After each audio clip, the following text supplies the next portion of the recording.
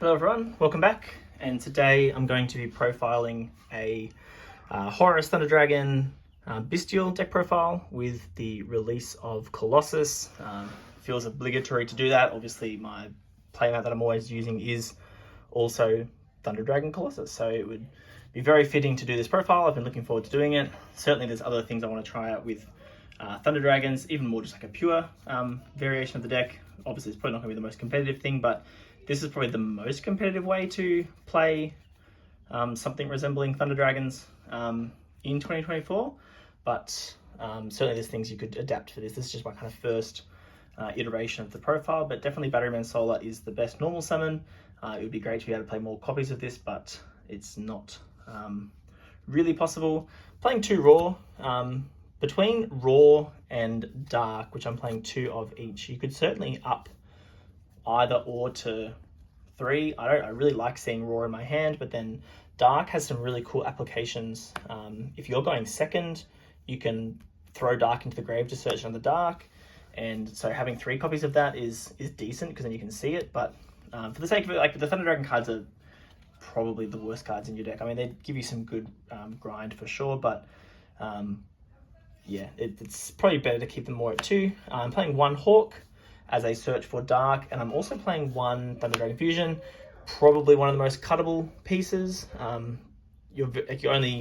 It's a tricky one. Like you're prioritizing Hawk obviously now with Colossus being back, but I have just always loved the banish effect of Thunder Dragon Fusion, and so having it as a card that could be milled or searched if you open Hawk, obviously it's a one-off, but yeah, I still really like Thunder Dragon Fusion. If I was, going to take this a lot more seriously, Thunder Dragon Fusion would certainly be something that I cut alongside Gold Sarcophagus. These 2 cards are probably not necessary. They could definitely boost your non-engine space in the deck, which the deck doesn't have heaps of non-engine. This is 41 cards, so I'm trying to keep it as close to 40 as you can. Often Thunder Dragon is a deck that could be played up to 60. You could fit in all of the dangers and all these other things as well. But I've tried to keep it as close to 40 as possible. So this is 41. 1 Foolish Burial. This ties in all your engines. All the different engines appreciate Foolish Burial, so you'd be silly not to play it. That's the kind of Thunder side of things. But yeah, definitely something like Sarcophagus and Thunder Dragon Fusion. If you're going to make some more kind of competitive adjustments, you could cut these 2. That would take it down to 39, so that would give you some more space for non-engine potentially. The Bystials, throwing cards away, but I've got 3 Lubellion, 3 Saranir, 1 Magnemite, 1 Druisworm, and 1 Boldrake. Seeing Bystial Lubellion is really good alongside Regain to be able to get regained on the field. Regain's crazy. So that's why I've gone with Saranir, just to kind of get Lubellion into rotation a bit easier. But you could definitely play more Druisworm and less Saranir, for example, if you want more kind of going second options. But just having Bystials is what allows you to play the game. And then I'm playing a very small Chaos engine. My favorite Chaos monster is the Chaos Creator. This card is awesome, especially in Thunder Dragons. I love searching it off Thunder Dragon Fusion because usually it means you just pushing for game very easily. I'm playing the Black and White Dragons and the Chaos Space. I mean, in complete honesty, these cards aren't super necessary either, if we're being really honest. So you're playing plenty of Bystials, which are doing the job of the Baby Dragons. Obviously, the Baby Dragons have some really cool effects. Chaos Space is a crazy one-of as well. But yeah, there's other things that you could be doing. It could be more non-engine, it could be more starters. Like obviously, 3 Batteryman Solar. You could play Armageddon Knight to have more normal summons, but yeah, the Chaos engine isn't as necessary now in 2024, which is wild to think, but yeah, it's something to consider. And then the Horus engine, I've tried to keep it fairly small, so it's 3 Mseti, 1 Happy. You could potentially play another target like the Duamatef, but I've opted to kind of keep it a bit smaller. And then 2 King Sarcophagus, and then 1 Walls of the Imperial Tomb. You could play a 3rd King Sarcophagus. That would certainly be something that you could fit in. But yeah, so between Thunder Dragon Fusion and Gold Sarcophagus, the Chaos cards, there's definitely things you could do to kind of make the deck your own, tweak it. These are just my initial thoughts. And then the non-engine, obviously, ignore what these cards are. I've just thrown together some options, but If I'm playing 9 hand trap, well, I'm playing 9 on engine at the moment. With the adjustments that I've already talked about, you could definitely fit this up to 12. 12 is where I'd start considering playing more hand traps potentially, but Thunder Dragon also doesn't hate breaking boards. Usually that involves more of the chaos cards like Levianeer, but so I've gone with 3 Talons, 3 Droplet, and 3 Droll Knockbird. Just cards that could all be pretty good this format. Obviously Nibiru is something else that could be really good. I mean, you could go 3 Droll, 3 Nib, and 3 Imperm, for example, and that would be fine as well.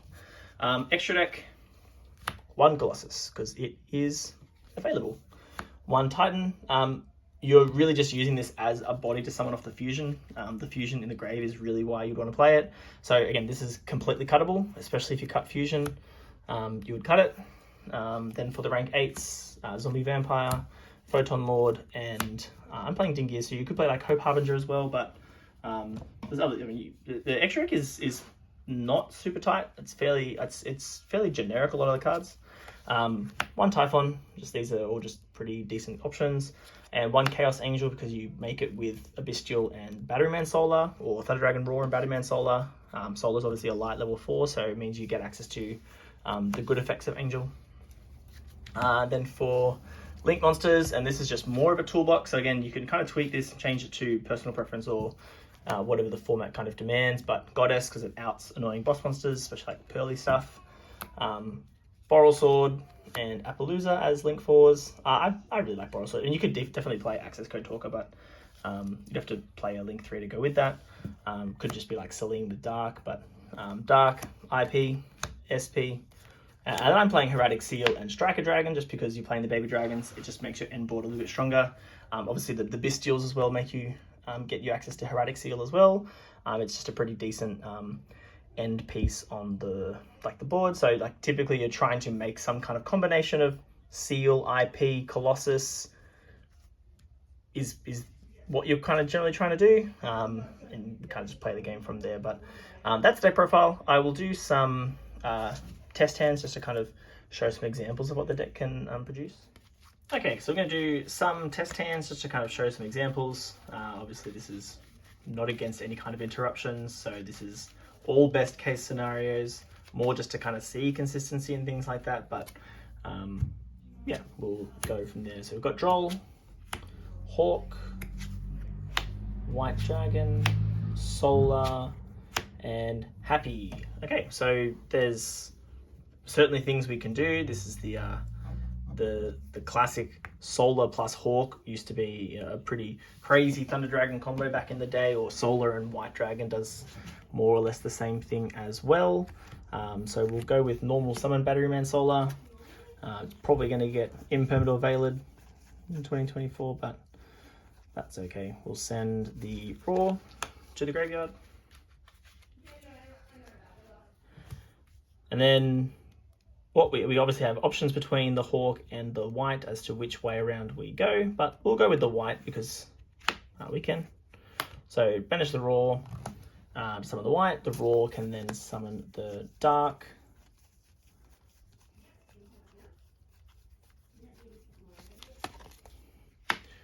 And the Solar will activate to give us a token, which can be something from here at the moment because I don't have my tokens on hand, but it can be Boral Sword. This can be our token. From here, we can link off the White into Striker Dragon. We can use the White to get the Black Dragon Collar Serpent.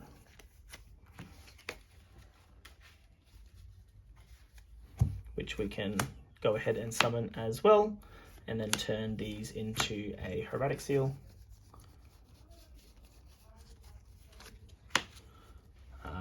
Obviously, yeah, we could have been Nibiru just previously. Nibiru in this example wouldn't have been the worst case. We would obviously have Dark that would trigger. If they would do it before Heraldic Seal, but now that we have Heraldic Seal on the field, we are able to at least summon something like a Magnemite and get some Bystial access going into the next turn. But from here, we effectively can just kind of clean up our board a little bit, and we're just going to resort to making some link monsters here that are fairly generic. Obviously we can get Colossus already through Hawk, which is lovely, and Dark means we can search for Thunder Dragon fusion with the Dark. But what we will do is take the Dark and the token, just because the token can be used for IP. We'll get the Dark effect to grab us Thunder Dragon fusion. Having access to the Horus stuff would be really nice instead of just like happy. If that was Imseti, we'd be obviously feeling a lot better. We can fire off the Hawk to bring back the Roar.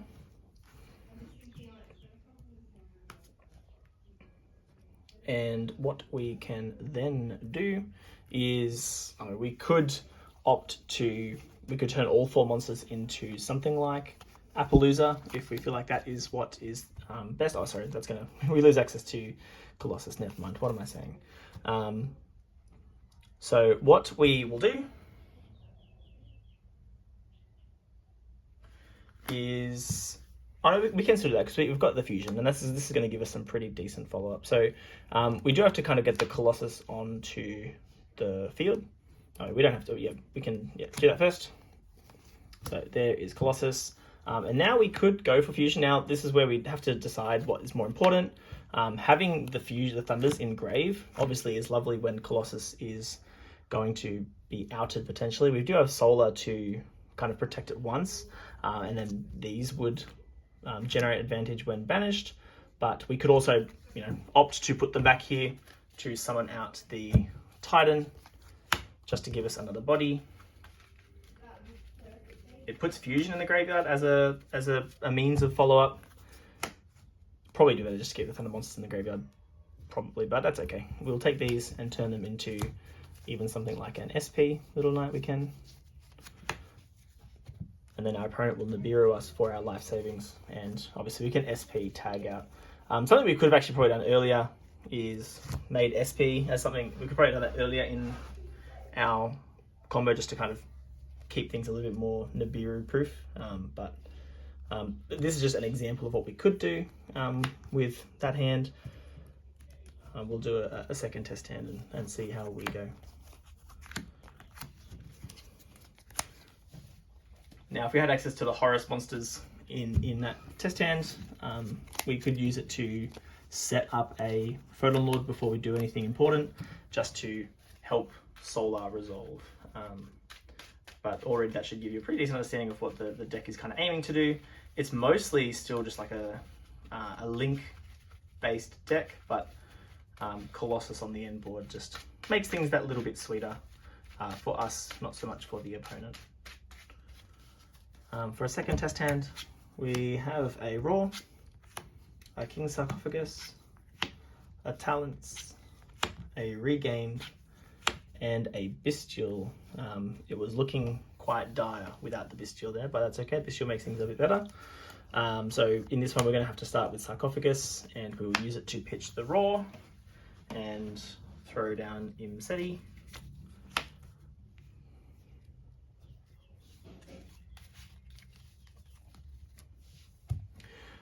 From here, we can opt to go for something like Photon Lord just to kind of insulate the plays we do have, which is probably what I would generally aim to do. It's obviously not going to lead to as flashy a board. Certainly if you go for Zombie Vampire and let luck kind of take its course, but what I would probably be doing is go something like Regained, Sarcophagus to pitch the Talents, to throw the Happy into the graveyard.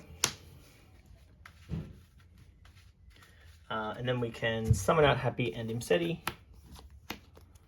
make our Photon Lord just to help the rest of our plays go through, and then go for Sarony on our Roar.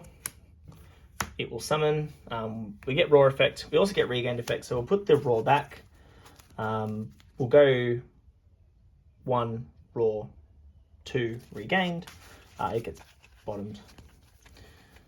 We'll do that properly.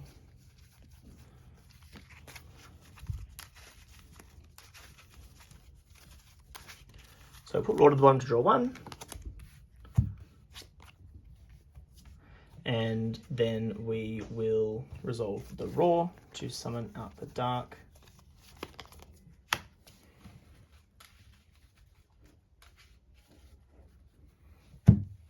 From here we can take our Dark and our Saronir, and then we can turn them into IP or SP. We already have Photon Lord to kind of protect us a little bit, but IP is kind of nice to... We're going to get the Saronir back anyway, so we can go now Chainlink 1, Dark, Chainlink 2, Saronir.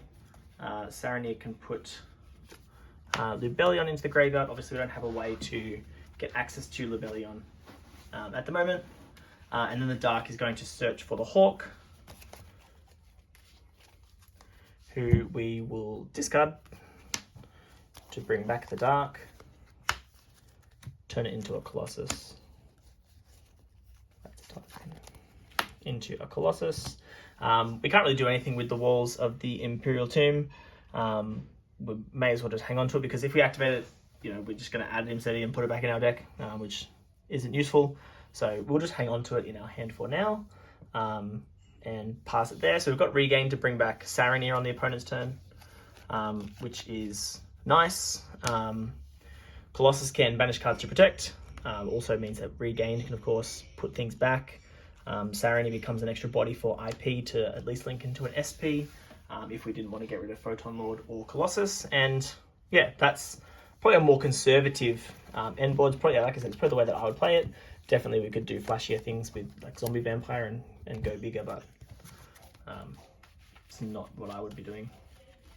We'll do one more test hand. Great that we've had 2 in a row that are playable. The deck is fairly consistent. Between the 3 engines, you're usually able to see things that can work together. And that's what the engines do is they work together pretty nicely. Raw, Dark, Raw, King Sarcophagus, and Solar. Okay, so no non-engine here. We would have been probably losing if we're going second here, but what we can do is... there's nothing really, like we can, the Solar is going to not have nearly as much value here, but it's going to be King Sarcophagus. We'll go ahead and use it twice. Put Imseti into the graveyard and put the Happy into the grave. Now this one is tricky because we don't really have a way to banish any of our Thunders from grave to kind of get that engine rolling. So Solar really does lose value. It can send Chaos Creator and Hawk, which again aren't going to be able to do anything for us. Yeah, no way to really banish cards is unfortunate with just the Horus side. So it's going to have to be a Zombie Vampire play and just see what happens from there. So Happy and Imseti can come back, overlay for Vampire, and see what happens. Okay, obviously unfortunate that we can't summon something like the Chaos Creator or any of these, but yes, obviously we are going to be getting out the Solar. Thunder Dragon Fusion is great in graveyard for later, but again, with no real way to access these cards or use Bystial Rebellion or Chaos Creator, it's a bit unfortunate, but we'll trigger Solar. Solar is going to put something into the graveyard. We can... No, what we can do, sorry, I'm being very pessimistic about our situation. Let's go ahead and put the Hawk into the graveyard. Sorry, I'm being silly about this. We could have gone for a more simple board here with, instead of going Vampire, we didn't actually necessarily have to go Vampire because we had Solar and the Roar. So what we can do is actually use the Roar effect. It's an effect that very rarely comes up, but we can use it to grab back the Hawk, which is great. So now we can use Hawk, summon back a Thunder. It's going to trigger the Solar to get a token. So we will do that. This is our Boreal Sword token. We can then turn a couple of monsters into SP. This is just, again, a way of insulating. Obviously Nibiru here is something that our opponent very likely could do, seeing the writing on the wall. But then it's going to be dark into Colossus. Yeah, we probably definitely could have done that better. Instead of going for the vampire, we could have gone for Photon Lord, just to kind of, again, insulate the play a little bit better, because our mills here obviously weren't super useful, but yeah, now we've just got the token just kind of hanging around here as well. There's nothing we can grab off the dark because our entire Thunder Engine is in the graveyard and it can't add itself. So yeah, there's probably better ways to do this. Obviously we have a solar that we can normal summon, which we haven't used, but in this example, yeah, probably just keep it here. Nibiru, we would just chain SP and take the Colossus out and then bring it back. But then follow-up wise, again, we've got decent follow-up. Our board, again, is fairly mediocre compared to what it could have been, but follow-up wise, we've got the Horus monsters that can come back. We've got Thunder Dragon Fusion to search. Not a lot it can actually search, but yes, normally we'd be searching for Chaos Creator. So probably the Vampire is what actively hurt us there.